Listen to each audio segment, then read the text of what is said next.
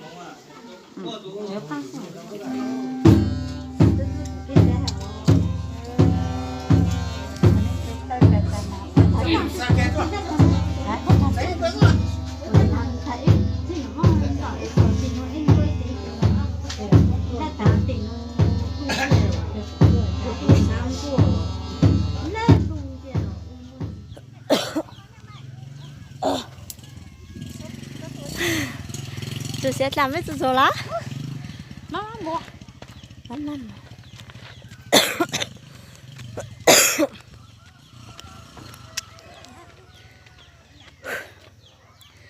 Bây giờ cứ chăm món non đấy. Để cha cho chiên nó. Cô ấy chưa nhặt chúa hết đấy. Nhìn gì to thôi. Sẽ kiếm gì to hết.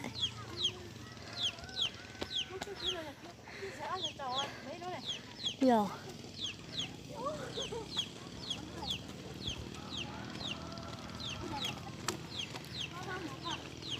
Ô, bố chào tàn lệ chỗ ươi. Ý mà cả. Nhìn gì to nữa. Đấy đó. Nhìn gì to chị. Chúng ta nói ít tao lại chị ít xíu nè. Ít xíu thì bố muốn tay ý mà này. Là khăn này. Bây giờ cho món rồi giờ nhớ chúng ta nó nữa. Bây giờ món đến đấy bố tổ lúc tôi nè.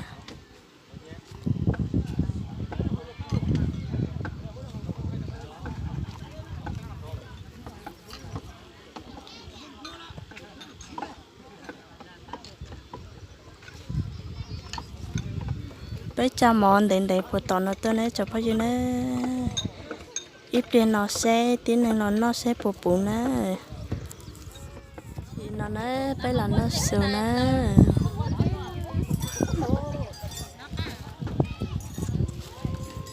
Chị còn bắt bắt chân nào thì chị sẽ dễ nào thôi.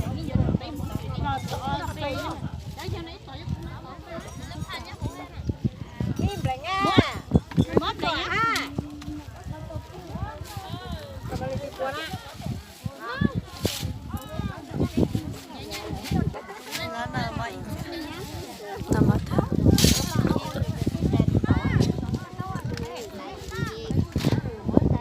Rồi má nhà treo câu.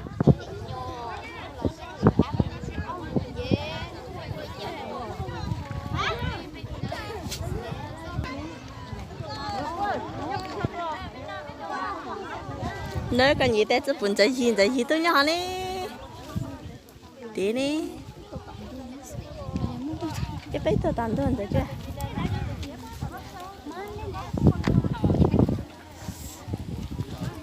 mà chưa trông hay là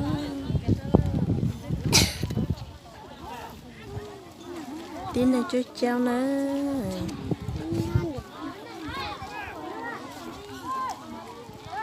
rồi mà lại tí toàn đã tuần tao hóa lại luôn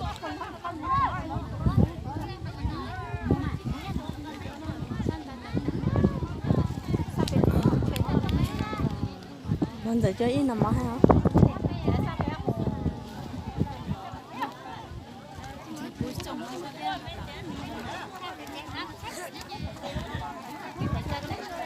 hồi ta của tôi ta giờ bốn món sư phụ phải coi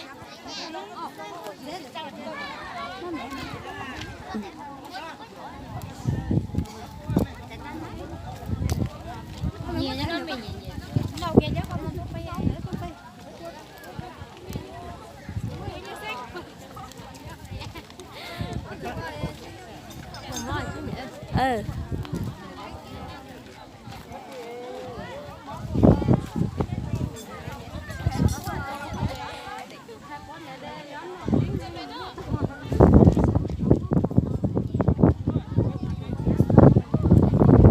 bớt cho ta luôn đi ô chả cho một món phở sáng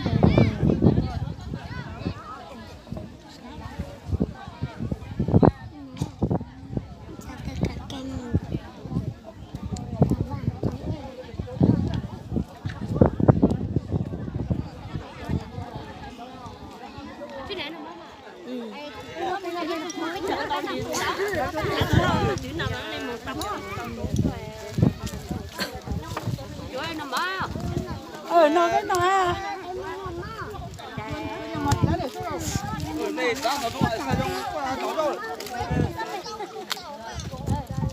nó sắp bây giờ con gì mua này mình cho giờ chứ biết tôi sắp về vậy nhà đúng rồi nhà phục có